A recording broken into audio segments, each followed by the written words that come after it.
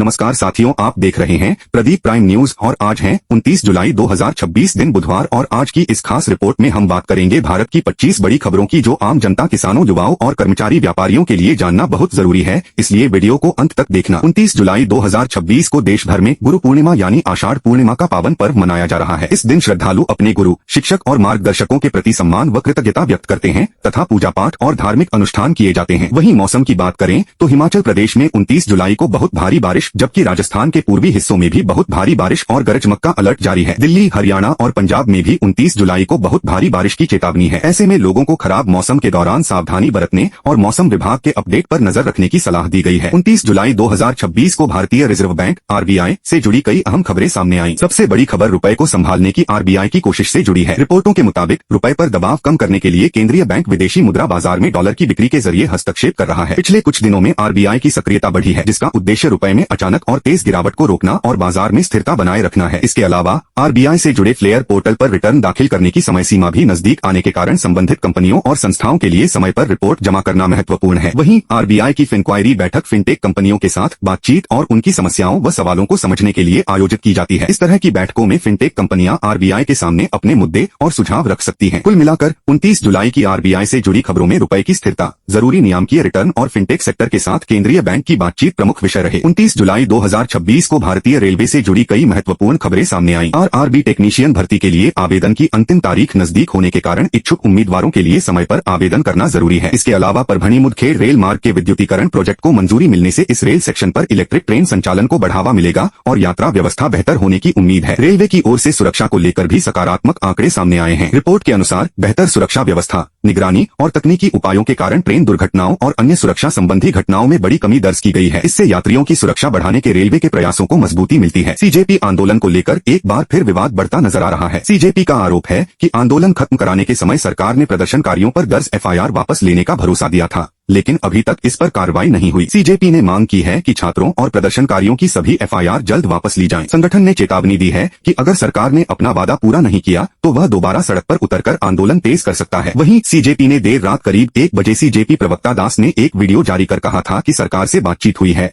और सभी प्रदर्शनकारियों की सुरक्षा सुनिश्चित करने का भरोसा मिला है। हरियाणा में मुख्यमंत्री नायब सिंह सैनी ने 29 जुलाई को सभी मंत्रियों की एक उच्च स्तरीय बैठक बुलाई है। बैठक में अलग अलग विभागों के कामकाज की समीक्षा की जा रही है और सरकार की ओर से चलाए जा रहे विकास कार्यों की प्रगति पर चर्चा हो रही है। मुख्यमंत्री मंत्रियों से उनके विभागों की योजनाओं, अब तक हुए काम और लंबित कार्यों की जानकारी ले रहे हैं। साथ ही जनता से जुड़े विकास कार्यों को समय पर पूरा करने और सरकारी योजनाओं का लाभ लोगों तक पहुंचाने पर भी जोर दिया जा रहा है। बैठक में आगे की कार्य योजना और जरूरी फैसलों को लेकर भी चर्चा होने की उम्मीद है। मेटा ने प्रधानमंत्री नरेंद्र मोदी का 23 जुलाई को छात्रों और जेन जी को संबोधित करते हुए जारी किया गया फेसबुक वीडियो कुछ समय के लिए हटा दिया, जिसके बाद मामला चर्चा में आ गया। वीडियो में पीएम मोदी ने पेपर लीक रोकने के लिए सख्त कानून, कड़ी सजा और फास्ट ट्रैक कोर्ट जैसे कदमों की बात कही थी। हालांकि बाद में मेटा ने वीडियो को दोबारा रिस्टोर कर दिया और सफाई देते हुए बताया कि वीडियो तकनीकी गड़बड़ी के कारण गलती से हट गया था। मेटा की ओर से इस गलती पर माफी भी मांगी गई है, जिसके बाद अब यह मामला सोशल मीडिया पर चर्चा का विषय बना हुआ है। राजस्थान में गुरु पूर्णिमा के अवसर पर प्रदेश के कई हिस्सों में धार्मिक और सामाजिक कार्यक्रम आयोजित किए गए। इन कार्यक्रमों में प्रदेश के विभिन्न मंत्री और नेताओं ने संतों और धार्मिक गुरुओं के सानिध्य में पहुंचकर उनका आशीर्वाद लिया और गुरु पूर्णिमा की शुभकामनाएं दी। इस दौरान श्रद्धालुओं ने पूजा अर्चना,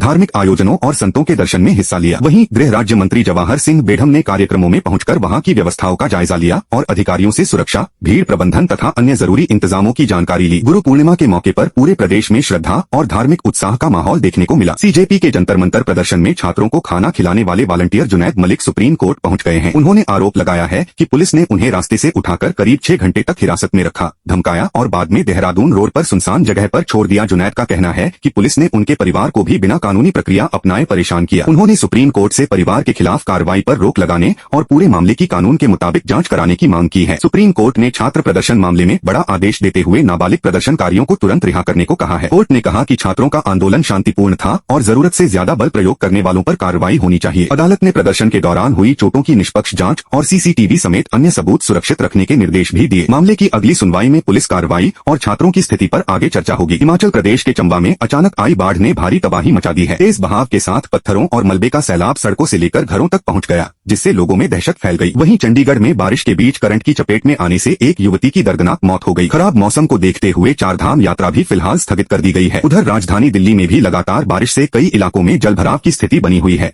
और लोगों को परेशानी का सामना करना पड़ रहा है। प्रशासन और राहत टीमें प्रभावित क्षेत्रों पर नजर बनाए हुए हैं। NEET NEET UG paper leak मामले पर सरकार और विरोध प्रदर्शनों के शांत होते ही देश में एक बार फिर ई-20 इथेनॉल मिक्स पेट्रोल नीति को लेकर सियासी और सामाजिक घमासान तेज हो गया है। आम आदमी पार्टी, आप, दिल्ली के ट्रांसपोर्ट यूनियनों और कांग्रेस ने सरकार के खिलाफ मोर्चा खोल दिया है। ताजा रिपोर्टों के मुताबिक ई-20 यानी 20% एथेनॉल मिश्रित पेट्रोल को लेकर विवाद तेज होता जा रहा है। दिल्ली टैक्सी एवं टूरिस्ट ट्रांसपोर्टर्स एसोसिएशन ने ई-20 नीति के विरोध में 4 अगस्त को संसद तक मार्च निकालने का ऐलान किया है। संगठन का आरोप है कि ई-20 से माइलेज घटने, मेंटेनेंस खर्च बढ़ने और पुराने वाहनों के इंजन प्रदर्शन पर असर जैसी समस्याएं सामने आ रही हैं। वहीं उत्तर प्रदेश कांग्रेस ने केंद्रीय मंत्री नितिन गडकरी और हरदीप पुरी को हटाने की मांग उठाई है। प्रदर्शनकारी ई-20 नीति की स्वतंत्र वैज्ञानिक समीक्षा और उपभोक्ताओं को विकल्प देने की मांग कर रहे हैं। मध्य प्रदेश में 29 जुलाई को मुख्यमंत्री डॉक्टर मोहन यादव का दिन कई महत्वपूर्ण कार्यक्रमों से जुड़ा रहेगा। वे उज्जैन में गुरु पूर्णिमा महोत्सव की अगुवाई करेंगे और इस अवसर पर प्राचार्यों का सम्मान भी करेंगे। कार्यक्रम में गुरु शिष्य परंपरा और शिक्षा के क्षेत्र में योगदान देने वाले लोगों को सम्मानित किया जाएगा। इसके अलावा मुख्यमंत्री भोपाल के नए चौथे रेलवे स्टेशन निशातपुरा से मालवा एक्सप्रेस को हरी झंडी दिखाकर रवाना करेंगे। नए स्टेशन के शुरू होने से भोपाल में रेल यात्रियों को बेहतर सुविधा मिलने और रेलवे व्यवस्था को और मजबूत करने की उम्मीद है। अभिषेक शर्मा के खराब प्रदर्शन को लेकर भारतीय टीम में सवाल उठने लगे हैं। पूर्व भारतीय कप्तान ने उनके प्रदर्शन पर चिंता जताते हुए कहा कि विरोधी टीमों ने उनकी कमजोरियों को पहचान लिया है और उसी रणनीति के साथ उन्हें परेशान किया जा रहा है। ऐसे में अब सवाल उठ रहा है कि क्या अभिषेक शर्मा को टीम से बाहर कर किसी दूसरे खिलाड़ी को मौका दिया जाना चाहिए। हालांकि अंतिम फैसला टीम मैनेजमेंट और चयनकर्ताओं पर निर्भर करेगा। सीजेपी के 37 दिन लंबे आंदोलन के बाद सोशल मीडिया पर संगठन के प्रवक्ता सौरभ दास का एक डांस वीडियो वायरल हो रहा है। वीडियो में सौरभ दास एक लड़की के साथ डांस करते नजर आ रहे हैं। बताया जा रहा है कि धर्मेंद्र प्रधान के शिक्षा मंत्री पद से इस्तीफे के बाद दोनों जश्न मना रहे थे। वीडियो को लेकर सोशल मीडिया पर कई लोगों ने सवाल उठाए और आलोचना की। सौरभ दास ने कहा कि ये जेन जी आंदोलन के साथ अपने तरीके से खुशी भी जाहिर कर सकती है और डांस करना भी उसी का हिस्सा है। सोशल मीडिया पर दावा वायरल हो रहा है कि 25 अगस्त की रात से भारत में इंस्टाग्राम पूरी तरह बंद कर दिया जाएगा, लेकिन यह दावा फर्जी है। पीआईबी फैक्ट चेक ने साफ किया है कि भारत सरकार ने इंस्टाग्राम को बंद करने को लेकर ऐसी कोई घोषणा नहीं की है। लोगों से अपील की गई है कि वे सोशल मीडिया पर फैल रही ऐसी भ्रामक खबरों पर भरोसा न करें और बिना पुष्टि के उन्हें आगे शेयर करने से बचें। शिल्पा शेट्टी के नाम से सोशल मीडिया पर आरक्षण को लेकर एक पोस्ट वायरल हो रही है, जिसमें दावा किया गया कि उन्होंने आरक्षण से स्किल नहीं मिलती जैसी टिप्पणी की और कहा कि सामान्य वर्ग के डॉक्टर सामान्य वर्ग के मरीजों का इलाज करें,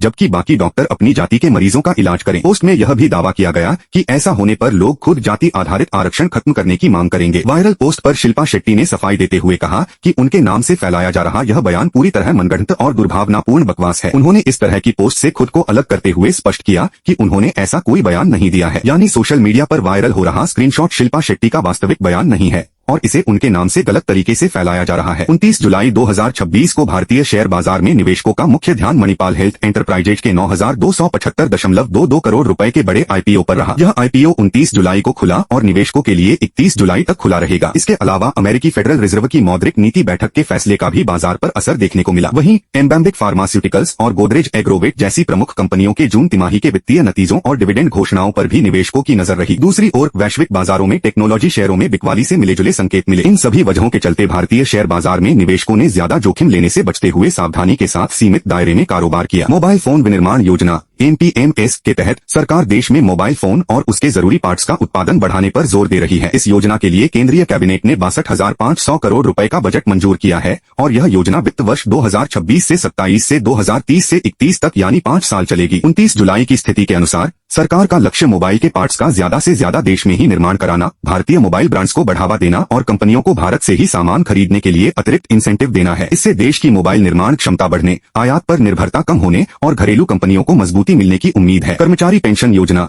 EPS 2026 को सामाजिक सुरक्षा से जुड़ी महत्वपूर्ण व्यवस्था के तौर पर बताया गया है। आपके दिए विवरण के अनुसार सामाजिक सुरक्षा संहिता 2020 के तहत यह व्यवस्था 29 जून 2026 से लागू हो चुकी है। 29 जुलाई की स्थिति में सरकार का ध्यान पेंशन भोगियों को इलेक्ट्रॉनिक और डिजिटल माध्यमों से समय पर और बिना रुकावट पेंशन उपलब्ध कराने पर है। साथ ही पहले से जमा पेंशन लाभों को सुरक्षित रखने और पुराने लाभों पर किसी तरह का नुकसान न हो, इसकी प्रशासनिक निगरानी भी की जा रही है। जम्मू कश्मीर में मचेल माता यात्रा 29 जुलाई से शुरू हो रही है। यात्रा को लेकर सुरक्षा के कड़े इंतजाम किए गए हैं और श्रद्धालुओं की निगरानी के लिए RFID ट्रैकिंग सिस्टम का इस्तेमाल किया जाएगा। सुरक्षा और पर्यावरण को ध्यान में रखते हुए रोजाना अधिकतम 8,000 श्रद्धालुओं को ही गुफा की ओर जाने की अनुमति दी जाएगी। प्रधानमंत्री आवास योजना के तहत सरकार ने काम तेज करने के निर्देश दिए हैं। शहरी क्षेत्रों में PM आवास योजना 2.0 के तहत सभी नगर निकायों को 29 जुलाई 2026 तक आवंटित पूरी राशि खर्च करने का निर्देश दिया गया है, ताकि लाभार्थियों को मिलने वाला बकाया पैसा समय पर मिल सके। वहीं ग्रामीण क्षेत्रों में गरीब परिवारों को पक्के मकान देने के लिए वित्त वर्ष 2026 से 27 में 12 राज्यों को 10,021 करोड़ रुपए जारी किए गए हैं। सरकार का लक्ष्य है कि इस राशि का सही तरीके से उपयोग कर जरूरतमंद परिवारों तक आवास योजना का लाभ पहुंचाया जाए। आंध्र प्रदेश में किसानों के लिए नई कृषि गाइडलाइन 29 जुलाई 2026 को आंध्र प्रदेश सरकार ने सूखे के खतरे और एल नीनो के प्रभाव को देखते हुए किसानों को कम पानी वाली फसलों की ओर बढ़ने की सलाह दी है। मुख्यमंत्री एन चंद्रबाबू नायडू के नेतृत्व में सरकार ने पारंपरिक धान की जगह दलहन और मोटे अनाज मिलेट्स की खेती को बढ़ावा देने के लिए विशेष सब्सिडी देने की बात कही है। इसका उद्देश्य पानी की बचत करना और किसानों को सूखे के जोखिम से बचाना है। पंजाब में फार्मेसी परीक्षा को लेकर विवाद 29 जुलाई 2026 को पंजाब में बाबा फरीद यूनिवर्सिटी की फार्मेसी ऑफिसर भर्ती परीक्षा में कथित नकल का मामला चर्चा में है। जांच में कई उम्मीदवारों के तकनीकी उपकरणों की मदद से नकल करने की बात सामने आई और पुलिस ने कार्रवाई की। विपक्ष ने सरकार पर सवाल उठाते हुए स्वास्थ्य मंत्री के इस्तीफे की मांग की है। वहीं सरकार ने इसे पेपर लीक नहीं बल्कि नकल का मामला बताया है। राजस्थान में मिशन पढ़ो अभियान शुरू 29 जुलाई 2026 से भरतपुर समेत राजस्थान के कई जिलों में मिशन पढ़ो अभियान का विशेष चरण शुरू किया गया है। इसका उद्देश्य ग्रामीण इलाकों के बच्चों को पढ़ाई से जोड़ना और उनकी शिक्षा को बेहतर बनाना है। अभियान के चलते शिक्षा विभाग ने पहले से घोषित गुरु पूर्णिमा के स्थानीय अवकाश को रद्द कर दिया है ताकि इस दिन भी पढ़ाई से जुड़ी गतिविधियां जारी रह सकें। बिहार में पेपर लीक के खिलाफ सख्त कानून 29 जुलाई 2026 को बिहार में पेपर लीक की घटनाओं और छात्रों के विरोध के बीच सरकार ने विधानसभा में एंटी पेपर लीक विधेयक पेश किया। इस कानून का उद्देश्य प्रतियोगी और सरकारी परीक्षाओं में पेपर लीक जैसी गड़बड़ियों पर रोक लगाना और दोषियों के खिलाफ सख्त कार्रवाई करना है।